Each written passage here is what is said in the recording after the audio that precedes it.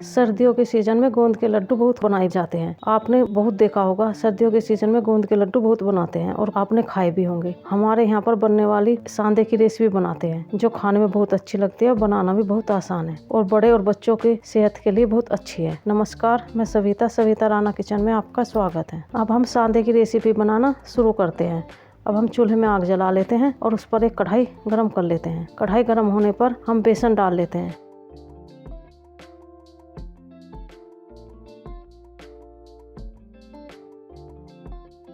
हम 250 ग्राम बेसन डालकर धीरे धीरे भून लेते हैं। हम जब तक भूनते रहते हैं जब तक बेसन ब्राउन कलर का ना हो जाए। लगातार हम चलाते रहते हैं। आंच हम मीडियम रखते हैं। मैं तो चूल्हे पे बना रही हूँ, आप चाहे तो गैस पर भी बना सकते हैं। इस तरह से बेसन भूनकर तैयार हो गया है। अब हम सारा बेसन एक प्लेट में निकाल लेते हैं। ये सांदे की जो रेसिपी है ये बड़े और बच्चों की सेहत के लिए बहुत अच्छी होती है और सर्दियों में ही खाई जाती है। सभी बेसन मैंने कढ़ाई में से निकाल लिया है। अब हम कढ़ाई में 1 किलो देसी घी डाल लेते हैं। सांदे की रेसिपी बनाने के लिए देसी ही घी होना चाहिए, इसीलिए मैं करीब 1 किलो देसी घी डालकर गर्म कर लेते हैं।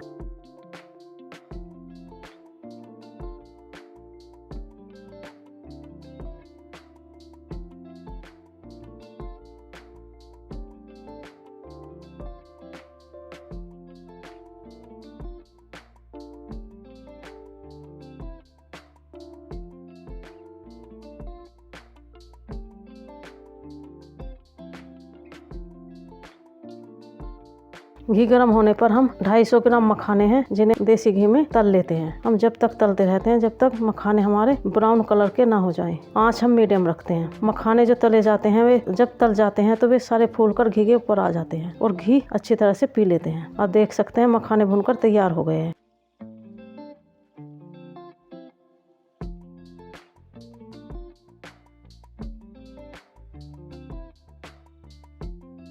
अब उसी घी में हम 250 ग्राम बादाम डाल लेते हैं जो मैंने काट कर पहले ही तैयार कर लेते हैं। बादाम के हम 2 पीस कर लेते हैं और धीरे धीरे आंच पर लगातार चलाते रहते हैं और बादाम तल लेते हैं। हम जब तक तल लेते हैं जब तक बादाम ब्राउन कलर के ना हो जाए। अब हमारे बादाम ब्राउन कलर के हो गए हैं।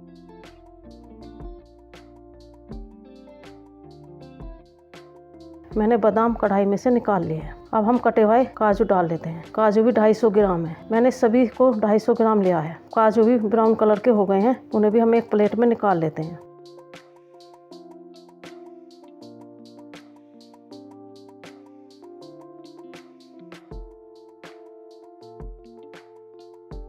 अब हम कटा हुआ गोला डाल लेते हैं। ये भी 250 ग्राम है। सभी सामान मैंने 250 ग्राम ले रखे हैं। अब इन्हें भी हम धीरे धीरे तल लेते हैं। लगातार चलाते रहते हैं और ब्राउन होने तक तलते रहते हैं। गोला भी हमारा तलकर तैयार हो गया है। अब इसे भी हम एक प्लेट में निकाल लेते हैं। सभी को मैंने निकाल लिया है। अब हम 250 ग्राम किशमिश है, उन्हें भी हम इसी तरह से देसी घी में तल लेते हैं। सांदा बनाने के लिए देसी ही घी होना चाहिए। किशमिश हमारी जब तक तल जाती हैं तो सारी फूलकर घी के ऊपर आ जाती हैं, मोटी मोटी हो जाती हैं। अब हमने सभी किशमिश को निकाल लिया है। अब हम 250 ग्राम गोंद है जो उन्हें भी हम घी में तल लेते हैं। गोंद जब तल जाती है वो भी फूलकर घी के ऊपर आ जाती है। इस तरह से अब सारी गोंद हमने भून ली है और गोंद को भी हमने कढ़ाई में से निकाल लिया है।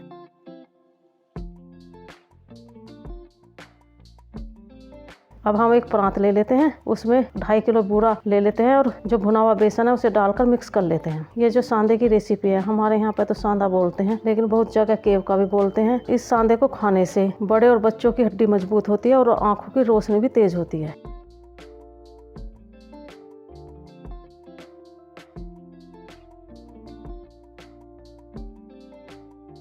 सभी ड्राई फ्रूट को हम परात में डाल लेते हैं जिसमें हमने बूरा और बेसन मिक्स करके रखा है।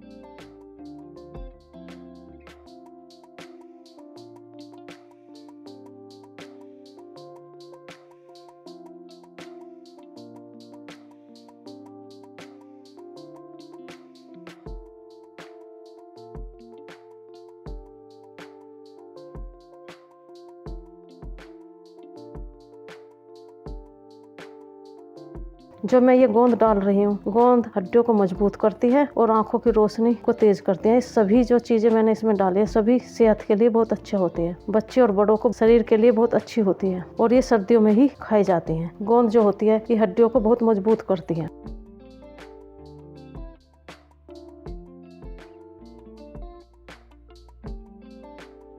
अब जो हमारा बचा हुआ देसी घी है कढ़ाई में, उस घी को हम डाल लेते हैं और मिक्स कर लेते हैं। अगर आपको मेरी वीडियो पसंद आए तो लाइक करें और मेरे चैनल को सब्सक्राइब करें। वीडियो पसंद नहीं आए तो डिसलाइक भी कर सकते हैं। अगर हम इसमें थोड़ा आटा भून कर मिला लें तो इसके लड्डू भी बन जाते हैं। और बहुत जगह से पंजीरी भी बोलते हैं। पंजीरी इसलिए बोलते हैं ताकि इसमें सूजी मिलाते हैं। मैं सूजी नहीं मिला रही हूँ, इसलिए मैंने बेसन मिलाया है। हमारे यहाँ पे इसे सांदा बोलते हैं। ये सर्दियों में ही खाया जाता है।